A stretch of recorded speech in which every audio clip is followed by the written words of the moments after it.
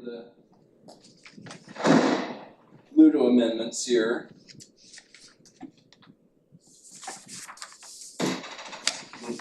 So, you might notice that there's reference to a second revision. And so I'll just give a little background that there were, the original version that you guys received, there was a bill that was included. And it was discovered that I jumped the gun a little bit because that bill didn't specify that it went into effect right away. And so when a bill doesn't have a specific date that it goes into effect, then it isn't ripe and doesn't go into effect until January 1st of the following year. And most of the time when I'm doing amendments are in the fall, and they just by their very nature, the way it runs its course, it's after that date. So that was discovered that was early, so that was a bill it's for a farm store. So we'll be talking about that again come October or November, because then it'll be more ripe to discuss and get in place. But that's kind of an interesting one, because that one we already have in the rules a farm stand, and there was some jurisdictions that had some issues with the farm stand. I believe Deschutes County, and then I can't remember the other one. But it was leading to rulemaking, and then the governor paused the rulemaking. And out of that pause came the farm store, leaving the farm stand intact. So we'll touch more on that when we get to it again in the fall. There was another revision that removed the provision related to our Article 39. It was regarding the conditional use permits provision and the invalidation. So there was some kind of we received a response from Friends of Douglas County on that with some concerns that it was not looking at the big picture, and it kind of made some sense, so we removed that one also. So that's the background on where these current amendments are before you. So this is the first draft, second revision. Where does this stand? The second draft, so this was not a revision, this is just the second draft? I'm trying to figure out how all these was that, we had one that was titled, this was November 20th, 2025, like our last meeting. oh, so we already approved. yeah, those Yes. we've already reviewed then. Yes, so that's what I'm trying to, So- how they all Yeah, so now we're on, and we oftentimes are only doing them in the fall or annually, but this one is special that we're doing, and it's kind of a winter became spring because it just took a little while to, we kept adding on to these as staff came up with, and a lot of what's nice about these is they are some new uses that are providing for just opportunities in some of our commercial and industrial zones, including like rural commercial. We'll get to that. The rural commercial, like the area of Fisher Road is a rural commercial area. And the River Forks Market, that has a commercial zoning that's rural. The new provision, when we get to that, I'll talk in more detail, but we wanted to be able to allow people to sell used cars. Some of the properties out in these little smaller areas have enough size commercial where they can still meet their parking requirements for their convenience store and then throw 5 cars for sale, something like that. So we'll talk a little bit more, but that's a lot of, there's some housekeeping and then some new uses that we're introducing. Part of it too is looking at it from the standpoint of this was written in the 80s and acknowledged way back when. And so people have come up with new and different uses over time as things have evolved, business, ideas, uses. So we're just trying to capture and provide more flexibility. So, any other clarification? Okay, the first one up is in chapter 1, it's part of the definitions, and this is related a little bit to when people don't follow the rules necessarily, and it's when things are more towards the enforcement aspect of somebody living on a property in an RV and staying longer than the specified length of stay, 30 days in an urban area, 90 days outside of the urban areas.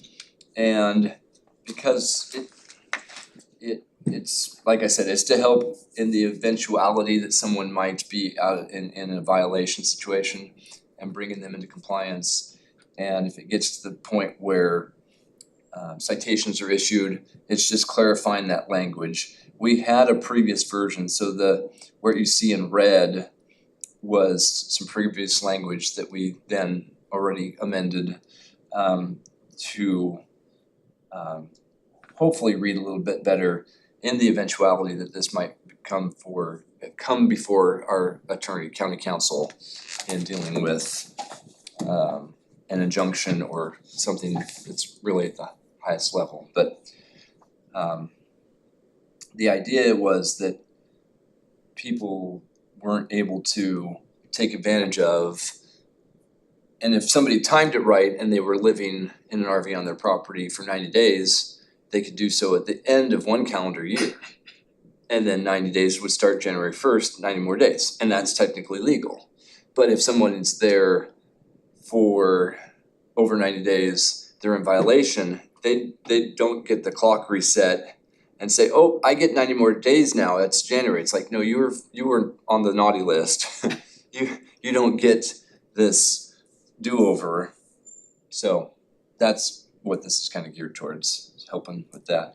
And our original version did not include mobile home, but because they're kind of tied together a little bit, then we added the mobile home in the revision to have the consistency with that verbiage in that definition as well.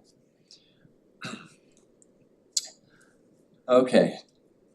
Item number 2, it is affecting multiple zoning designations, but in the resource zones, we have the timberland resource, farm grazing, farm cropland, farm forest, agricultural, woodlot, and then technically a rural residential, the RR 2-acre Which zone. page are you on, Jeff? 1, I 2 actually.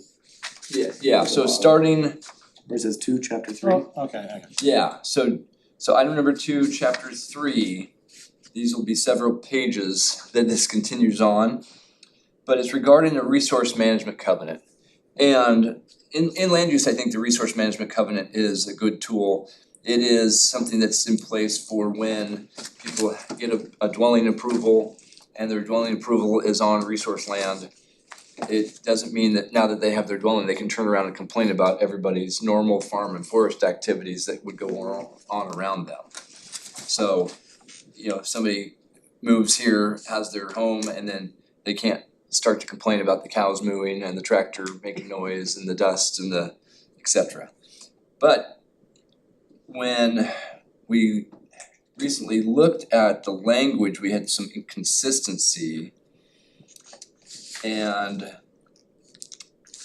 the inconsistency related to, if we now look at the top of page 3, number 3, this is the first zoning, so TR, Timberland Resource, but we've stricken the language that says and nearby, because really, and nearby somebody could try to say that's 400 400 feet down the road, and it's the idea is that again you're kind of saying here's my house, I can't turn around and complain about adjacent, and nearby is just troublesome in many ways. So we just utilize this housekeeping opportunity to kind of strike that from the language. In large part, it also where it was mostly inconsistent with was the actual covenant that we created that we've had property owners sign for probably the 30 years that I've worked here. It doesn't say it within that formal document. So since that's the tool that we've been using, it isn't broken, we thought we would make the language consistent across the board. Is farming different definition than ranching, or is that covered by that? I think we have farm use and farming defined in our code. We don't have ranching technically. I would say if someone were to ask me that question, I was, addressing somebody, I would say that ranching is a aspect of or a form of farm use. Somebody who's ranching might be saying that I'm a rancher and I run cattle and I have cow-calf pairs and. I just didn't know if there was a distinction between something growing up out of the ground versus something that travels on the ground. Isn't there a grazing code? Is there farm forest or? We have the two zones, farm grazing and farm cropland, that are considered by the state as exclusive farm use zones. Okay, farm grazing, that's what I'm saying. Yeah, So That would pertain more to a ranching or a cattle operation, a grazing operation. Yeah. To your point, growing stuff up out of the ground. yeah, so sometimes with especially like exclusive farm use cropland, those are typically properties that are in the floodplain. They've had the deposits of good soil over the year and they are growing your row crops and other types of crops, and then So then if you took that farmland and said, I'm tired of planting onions, I'm gonna start running cattle on it, plant grass seed on it, could you? yes, cause it's all Still under that broad definition of farm Okay. use, which is a very broad definition. And I mean, that's a good question.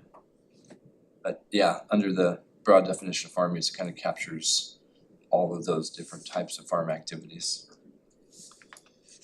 So that fix gets us through to the bottom of page 4.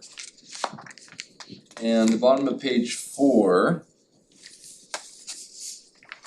is an amendment. We're adding an auto parts store as a permitted use based on the purpose statement of the C2 community commercial zone, and that it is similar in size and scope to other permitted uses in the zone. Additionally, we're gonna move the manufactured dwelling park use as we're gonna move it from an outright permitted use to use permitted with standards, since that review is required under Article 51 to be a higher level of review. So it really wasn't correctly categorized and the hierarchy of permitted use permitted with standards, conditionally permitted. It's one that's kind of sat there and it was misleading in a sense to staff, and then it could be misleading to somebody who's picking up our ordinance and reading it. We knew that eventually if I use the phrase follow the bouncing ball, would be that you'd find the use, say it refers to Article 51. Article 51 says, here's the use, but it is administrative and therefore requires, as administrative review, it refers you to chapter 2, which means you have to give the full notice. And so this was just definitely. Makes the ball bounce less. Yeah, housekeeping. So it's twofold in this zoning change for the C2, adding a new use and housekeeping to clean that up. So if you look at the list, then we try to have these alphabetized. That's kind of helpful. So it's just adding auto parts store and then renumbering the rest of them. And I did some comparisons to see where this fit in the C2 as a use versus the C3, which is more the general commercial, where you typically have more I don't wanna say heavier, but uses that in the C3 may generate more traffic, have a little bit more impact. I did some comparisons to traffic counts for a park store, and it's not much different like compared to a bank, especially a bank. A bank back in the 80s might have been less than an auto parts store, but today you have a bank, you're gonna have drive up teller, and there's gonna be more traffic, I think, with the bank, so they're similar now compared to, again, back when this was written in the eighties, so. That was sort of an audit that was done. I think I compared drugstore, same thing, drugstore added a drive-up window in many instances nowadays compared to back then, so that was the logic there. So getting through then the numbers to 27, that convenient, because I added one, it was so nice to then conveniently drop one, and then I didn't have to renumber 28 through 49. So, and following along through all those numbers, then there's the use permit standards where we have relocated the manufactured dwelling park. So that takes care of the amendment to the CT, community commercial zone. And item number, no questions on that so far? Nope. Okay, so number 4 is another amendment for chapter 3 to amend the C3 general commercial zone.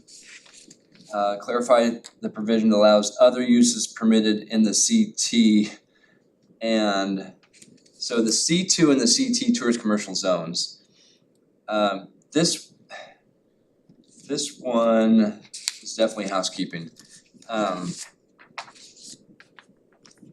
Internally, we would look at how this was originally written, and staff, it's not a good thing if staff is scratching their head saying, huh?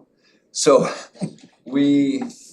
I finally said, this has gone on long enough, and the idea was that you could do the uses, except for these, when you do your audit, it turned out that there's 2 uses that you couldn't do because of the way it was structured, and that's boat, charter, and rental, and then condominiums.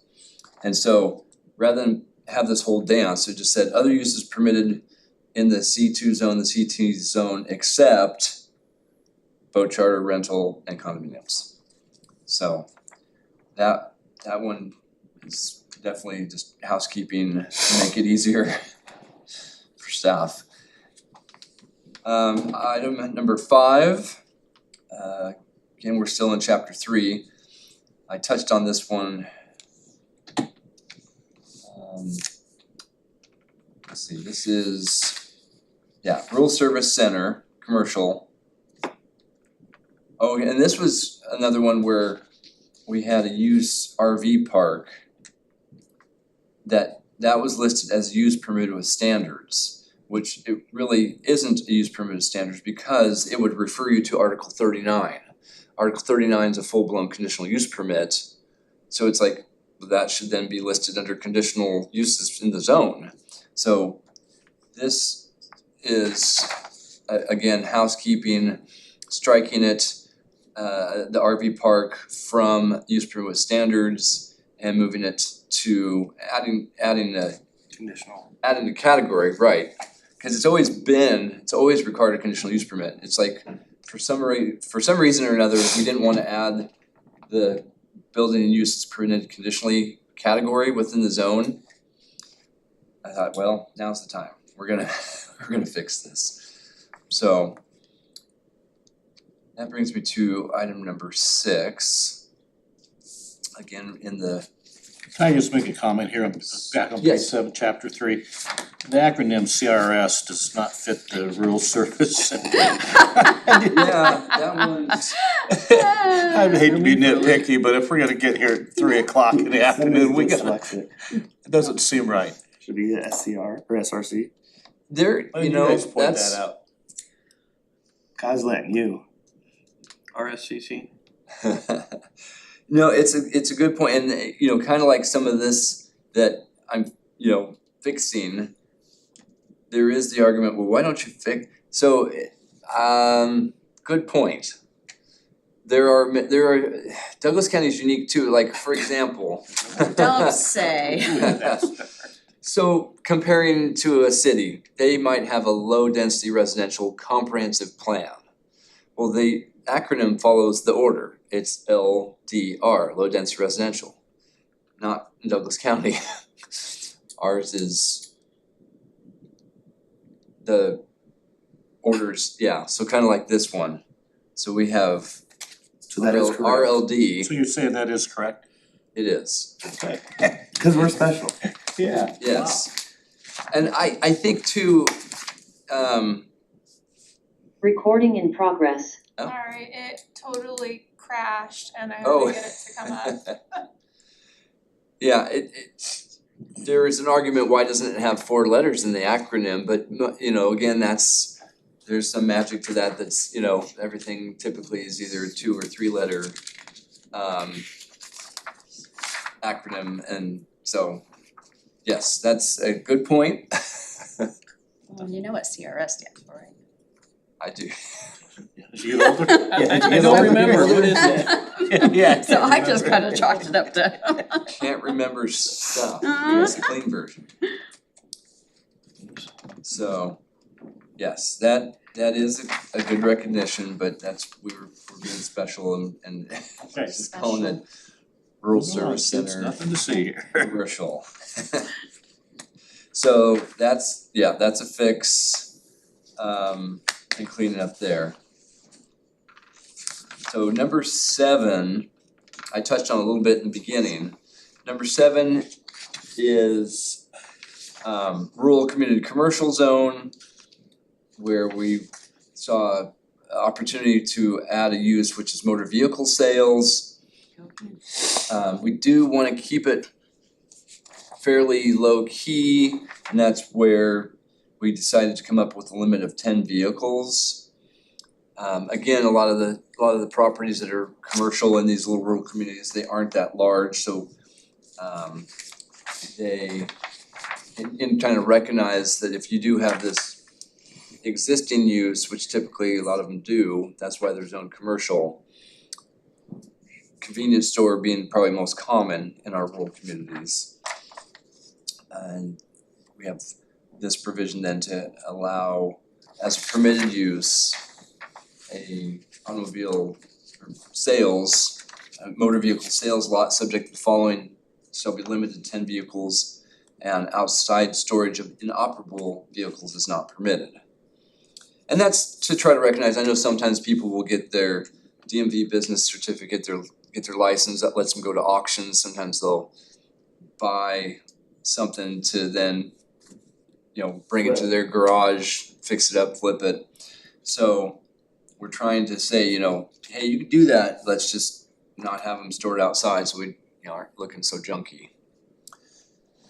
And to recognize then what if somebody does have a bigger lot, they can kind of justify, well, I want more than 10 vehicles. We added that still as an opportunity under building and use permitted conditionally. Someone could say, I'd like to have more than 10. And then there's opportunity for due process to serve with them applying and being able to address compatibility if there might be compatibility issues from neighbors based on that. Any thoughts or questions on that new use? No, that looks good. Yeah, and then, you know, one of the things you did bring up, the rural service center, those are the smaller areas. Oh boy, off the top of my head. It's easier to name more of the examples of the rural communities, because rural communities are larger.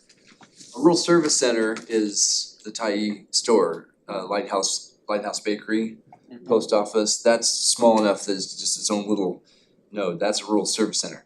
But if you go to like 10 Mile Porter Creek, Fisher Road I mentioned, Days Creek, so some of these areas where you have that commercial, and in order to qualify, there's things like you had to have a public use and a commercial use. So So the Melrose Country Store, Melrose, yeah, Melrose is a rural community. they have the U-Haul trucks out there now, and it's like, oh, that's a great site I wanna see, is where it's it's very interesting That's that. at the Melrose store? Uh-huh. Okay, Noted. Well, well, and I they, mean, didn't mean to drop that little thing, When but we you owned the know. Melrose store, we wanted to sell cars there, but we Yeah. didn't. Because of that. yeah, It's like, so U-Haul is probably stretching it, those are a little bit different animal when you're so that may or may not fit in the zone and may or may not have gotten approval through us. But we don't go after violations, someone would have to formally turn in a property if they, thought there was a violation. Strike that from the record, please. Would have been recorded. Just an observation, that's all it was. Oh, shit. Well, Whoopsie. I know that 10 Mile Porter Creek rural community also has U-Hauls that showed up. Yeah. So, Yeah. the business people, they're being entrepreneurs, but they don't always Or no. remember to check in with They don't planning. ask for permission, they ask for forgiveness. Oh, I didn't know. Yes. So, we're Car washes. we're providing this opportunity, and I would just touch on, sometimes someone could say, well, why 10 vehicles? Well, sometimes you start off with something, you wanna provide a use, you give some flexibility, have some sideboards, parameters. 10 is the line in the sand now, doesn't mean it can't become 15 in the future after some people get out there and do the use and it looks like it's working. I would give a comparison, which was that for the longest time, if people wanted an oversized accessory building on their residential property, the line in the sand was 1,500 square feet. If you wanted to go larger than that, then there was a process. And over time, everybody seemed to have bigger toys and more stuff. Everyone has more stuff, it seemed like, but motorhomes, whatever. So we, finally looked at that and said, sure, let's bump it up. 2,000 is the new line in the sand. So, these aren't set in concrete and they're not necessarily stay this way, but we're providing an opportunity to see how it goes. Start somewhere. Yeah. All right. Moving on to item number 8. This was some of these have actually come because we've had interest from property owners, and this is a good example.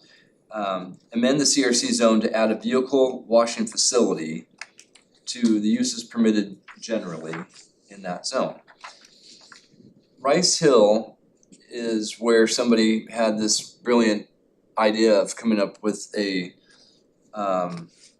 use here for vehicle washing. It's like, well, why not? There's so many truckers that probably would love to have that, and their business model was to have an automated one.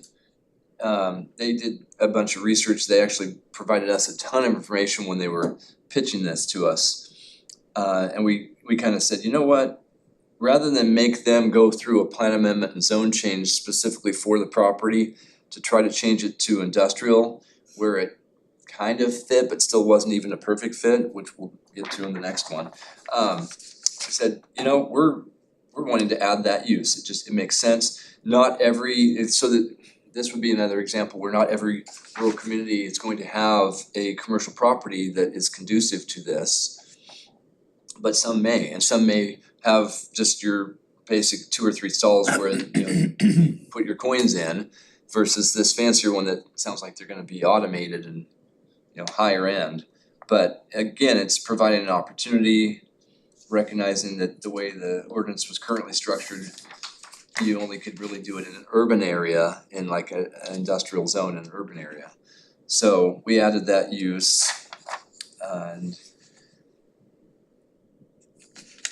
so we added that, and rather than add it as a separate use, it kind of seemed like it was Makes sense Yeah. going on that. in keeping to add it to the automobile service station, cause somebody could kind of have all of that Yep. as one, or they could have a standalone use, kind of whichever they saw fit.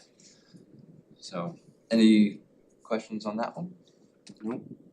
Alrighty, number 9.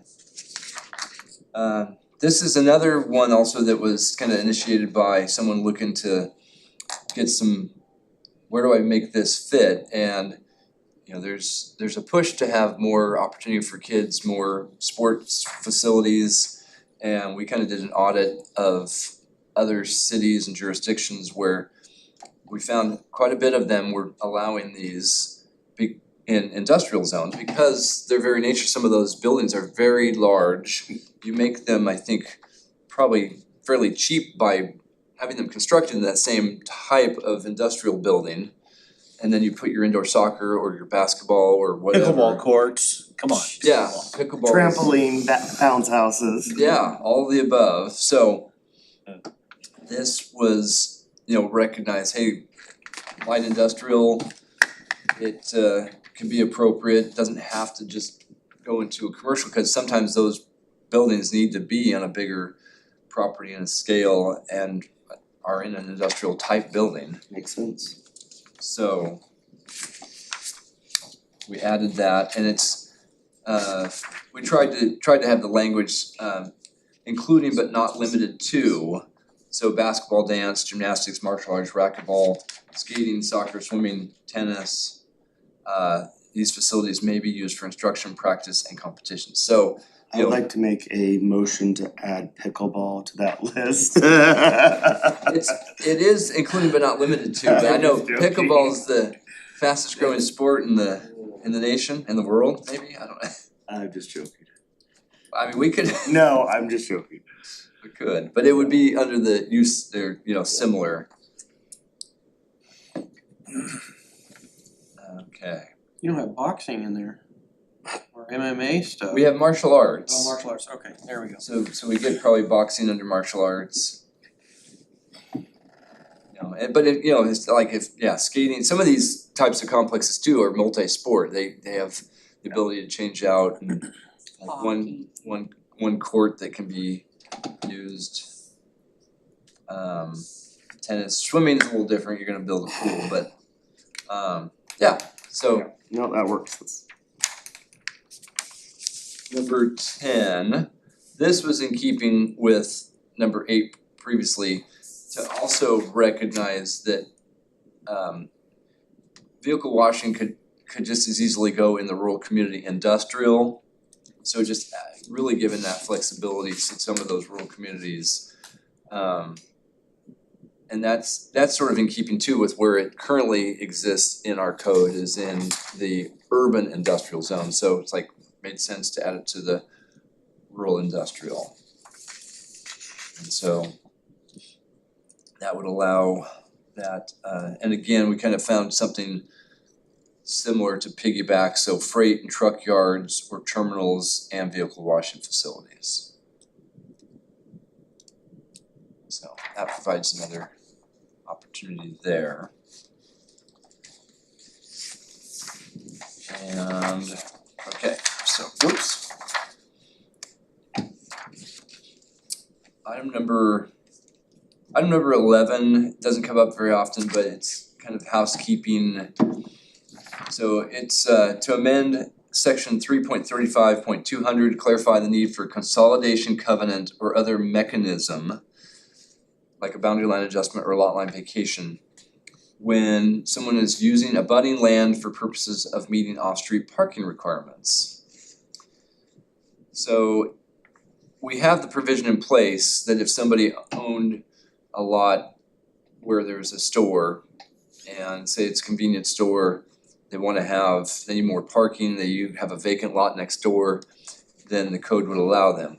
The concern then would be someday no one's looking and they sell off this other vacant lot, forgetting the fact that that's where their parking was that met their parking requirements for the use that they retained ownership of, and now we don't meet parking requirements. So it's through that covenant, a consolidation, that allows that abutting property to be utilized.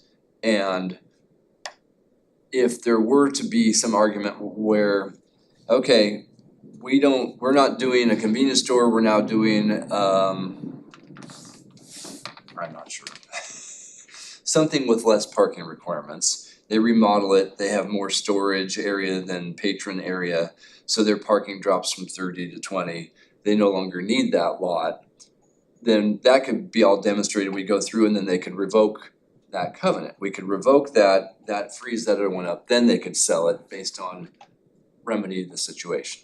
So So the lot line vacation, is that meaning you just pretend like that lot line isn't there so you can incorporate two into one? It's a very formal way, the lot line vacation, there's actually a process where if you then say that these were two lots in the subdivision, lot 5 and 6, you go through this formal process to vacate that and make that lot line. But that's a much more permanent way of making the line go away. We'd rather encourage and work with people to just do the revocation because of that scenario I just explained, where they might be able to someday say, well, now my use is different, I don't have as much parking, I've scaled things back because I wanna sell that and let somebody else develop.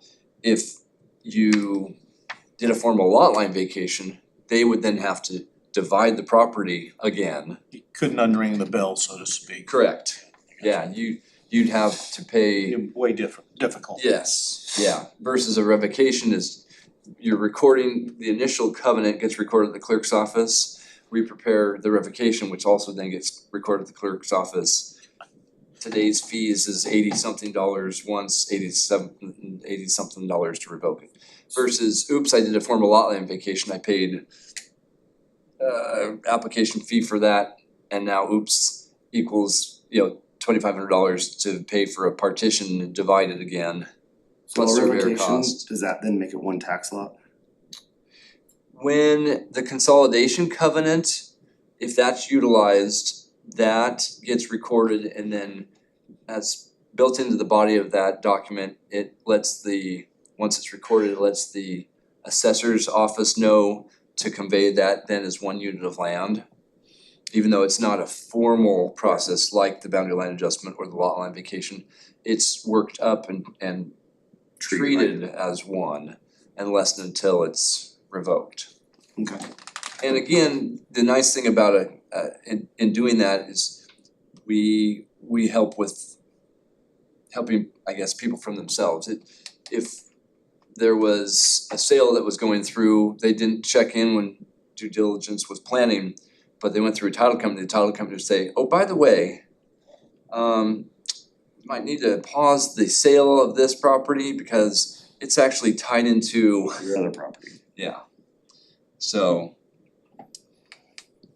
Okay. that's, You see that when kids are trying to sell off what their parents own? Alright, nope, that works. yeah, and it's, I don't know, parking can be, someone could say, well, who cares, they had 20 spots or they needed 30, they have 20. But there's times where when you're a patron of a place, if it's, Yeah. there's a lot of frustration sometimes as the public and it, you can have fender benders and what if there's not enough parking area and the emergency, medical or fire needs to come, so it's looking at the big picture of, hey, parking can be important. So that was the impetus behind that one. Safe parking's very important. Yeah. It really is. All right, so any other questions on Nope. that one? Great, okay. Item number 12 is another amendment to Article 35. And it says it's to provide opportunity for land division for properties with a potential water impoundment overlay if the newly created units of land are located outside of the overlay. Potential water impoundment overlay is a fancy way of saying a reservoir. There are several instances where back when the county was getting our land use plan and ordinance acknowledged, there was a vision to have future water impoundment areas, reservoirs for recreation purposes. Milltown Hill Dam, if any of you have heard of that one, was a big one that after Galesville went in, there was a vision for Milltown Hill Dam up north off of My young column. Elkhead Road. And there, a lot of rule changes happened, environmental stuff happened, and the dam didn't happen. But there's also smaller ones that are in our comprehensive plan.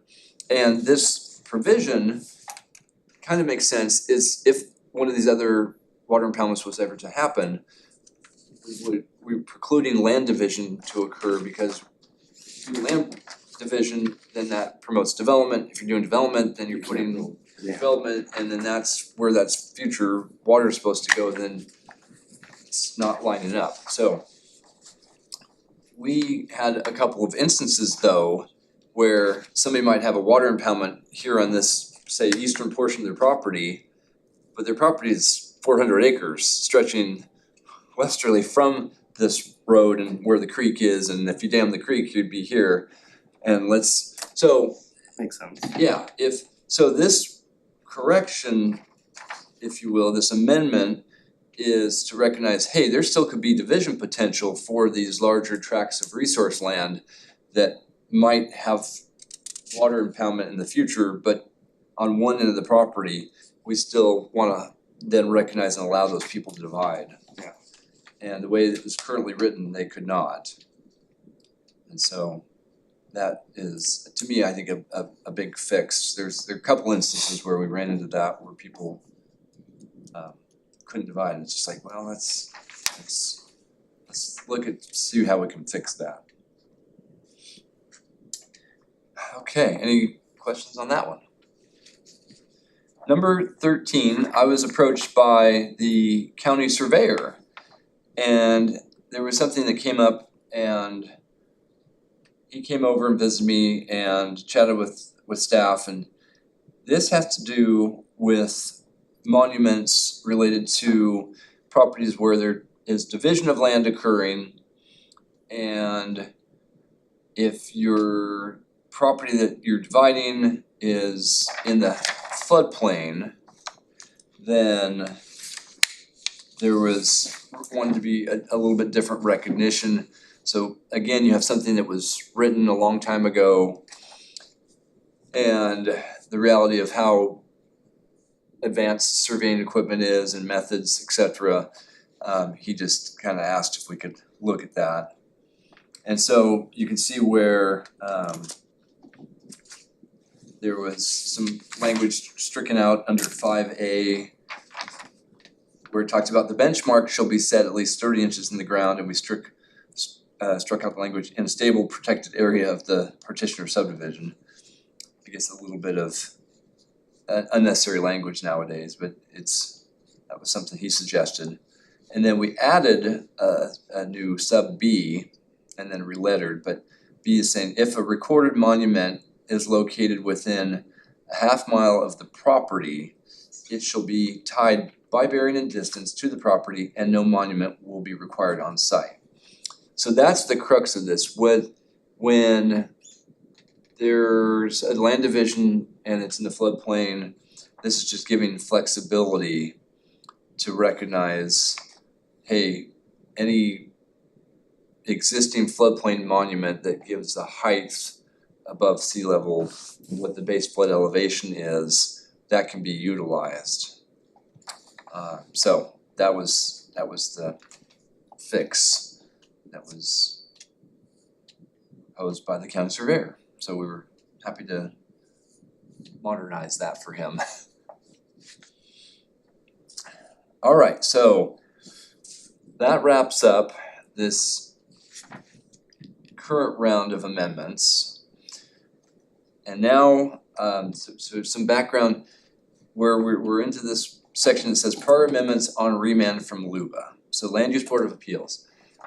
In spring of 2024, we had amendments, and those amendments included accessory farm site. It was a farm building accessory to a single family dwelling that was oversized. And this sort of was on the heels of a client who wanted a 9,000 square foot riding arena. Off of what was that road out towards Clyde? Is that towards It's like near Sunshine Road, wasn't it? It was Wild River. Yeah, it was Wild River. And so I will never forget that one. So we will be bringing that back, but that'll be before the Board of Commissioners, because that was really the main thing that was challenged. So in order to not these technically, these have been sitting there waiting since 2024. Probably could have done this sooner, but it was like, hey, let's get these approved, cause those weren't the hang up. It was that one item in particular that was the basis for the appeal. So we can walk through these, but these were the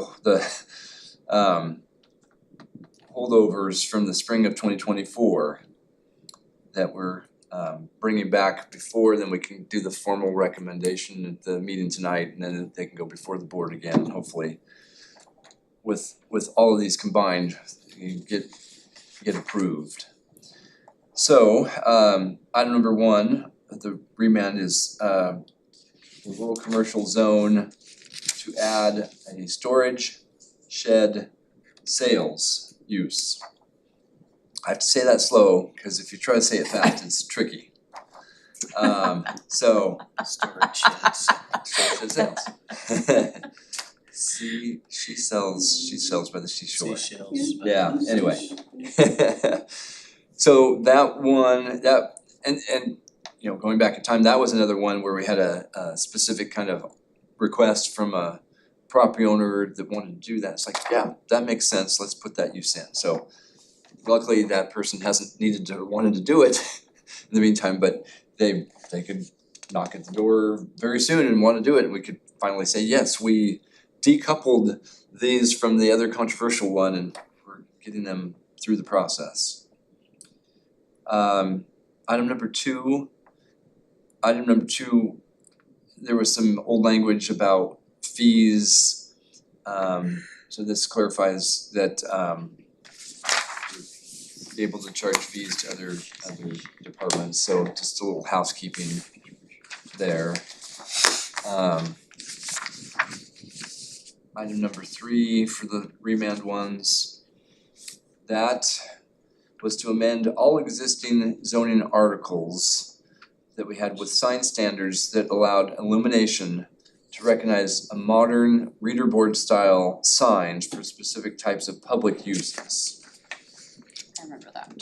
So the advent of reader boards, the popularity, and they really do make sense, but our code being From the again, 80s. the theme written a long time ago.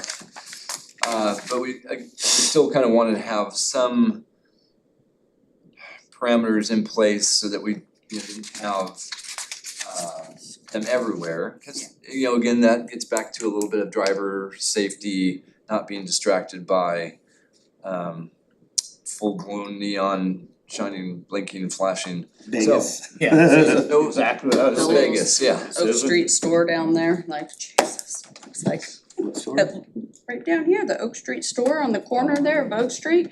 Oh, You go by there at night and it looks like a full on cop cars and it because the lights. yeah.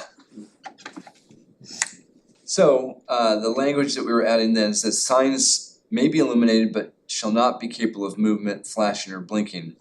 Adding this language, except that electronic reader boards shall be allowed only for public schools, government facilities, public agencies, or community centers. Proposed reader boards shall be reviewed for compatibility with surrounding land use to mitigate adverse impacts to adjacent zones, uses or zones, to minimize distraction to motorists. Out So, of curiosity, why don't they allow business to do it? Why is it only government agencies? well, so I think kind of in using the example earlier that it was a line in the sand, then this is that first blush look at where do these seem most appropriate in these limited uses, and that if that maybe works out and goes well, then we could revisit that to see that they may be appropriate in other zonings or opportunities as well. So I mean, where I can see monitoring for driver distraction, absolutely. It's mentioned in the market, I'm gonna go see it now, cause I'm curious, but that makes sense to me, but like, why do schools or, have reader boards is to display information about stuff going on, make parents aware of school board meetings, yada, yada, yada, yada. Business seems like Well, those will be, in those zonings, they allow reader boards. So this is just for different specific zoning. Melrose School allows it, but Melrose Store could not have it. Yeah, I mean, I think if it just changed anyway. Well, and we are open to, and that could be a future amendment, when we were considering these, we actually were looking at not a full-blown sign code, but some jurisdictions have a whole separate sign code. You know, likely more, you're gonna see that more frequently in cities, big cities probably. But, you know, there's a whole nother world out there where you get into regulations about the dwell time or the amount of how quickly they change their message. Okay. That might be a way where you could have a store like Melrose Store in your example, Doreen, as, you know, the church or the school has it, but not the store. Well, the store might be able to have it if they had, and because I think the technology's there, they could have those messages switch very slowly and then not be that distraction. But like, what I'm thinking is the Champion Plaza has one and had one forever. Mm-hmm. But that zone allows for that sign, if I'm correct. And that's in the city. Right, and it might be why you see that, again, Doreena's example over there, Oak Street, where the city's code, because of that, maybe being a full, like a C3 or a high density commercial County, zone. You're not gonna see all those. Yeah. Well, and for-profit versus profit or nonprofit, For-profit for-profit versus versus profit. nonprofit, it's like schools and public agencies, they're not gonna go out and spend a bunch of money, they're just gonna have like this small, whereas a store, they can literally do this great big huge, and then you're gonna start spotlighting the neighbors across the way, and I mean, it's like, it's really a business versus, you know, nonprofit businesses are, Trying to promote your business, Ye- not just share little yes, information. yes, so, School board meeting tonight. yeah, exactly. And some of the other zones where there is, because we don't have a separate sign ordinance, it's built into each zoning designation. And so, there, you know, the county's C3 zoning, the general commercial, that could be Vegas technically. There's no sign standard at all, there's no height standard.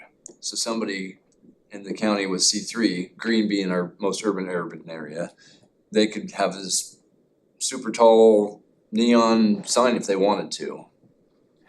And that's allowed. But some of our zones where we wanted to kind of have that be a little bit more controlled, we also wanted to provide some flexibility recognizing this technology. And part of the list is based on where we were seeing like the Riversdale Grange across from the country club. Fire We stations. had fire stations were getting grant money, so we had several, and rather than making them go through a variance, which most of them had to go through the variance because the money needed to be acquired and spent, so, and these got stalled. But that's where we were seeing the schools, so then it was, you know, the different schools were using them, the fire money, like I mentioned. Forest surface. Yeah, so that's sort of the genesis of and where the limitation was designed. So yeah, it certainly could be looked at again in the future. I'm really sensitive to light and sound, so I really recognize and notice lights. So you want to, you're gonna click my pen. Really. That's why I know where all these lights are. So I'll tell you where everyone's So, at. yeah. Note to self. so that was in the public reserve zone and some of the other commercial zones that we wanted to at least give some flexibility and have that in the code. Looks good. Yep.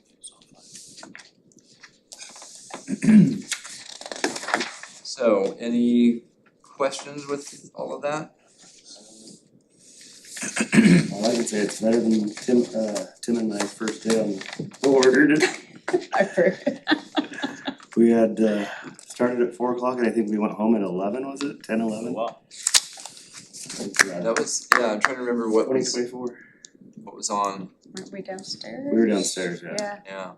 Then we had the Sunshine Park bikes that day. Hmm. Good times. Well, we went through those pretty quick, so I guess we We're ahead of schedule. ahead of schedule. Any other thoughts on these, or? Do we need to formally approve them to go to today's meeting, or do we Nope. This was just, we review them so we don't have to review them? Yep, review them to kind of see if there was anything worth discussing further to Make it quicker this a little evening. quicker this evening. Do we actually approve them on the agenda then tonight? Yep. It would be approving them, but it's making a recommendation to the board that they're supported by you as the planning commission. And so it's a recommendation, so really with amendments, it's always nice to have them and it's the sequence where we send them out to plan advisory committees, other agencies for feedback, we have them before you, and then the recommendation is made, but ultimately the board of commissioners is who makes the formal approval, adoption of them, yes. And then that's where if there's anybody opposed, they would appeal that, there's not any appeal of planning commission because it's just a recommendation. Gotcha.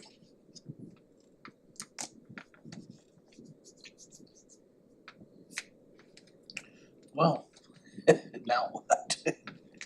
I guess we could, can we turn off our owl?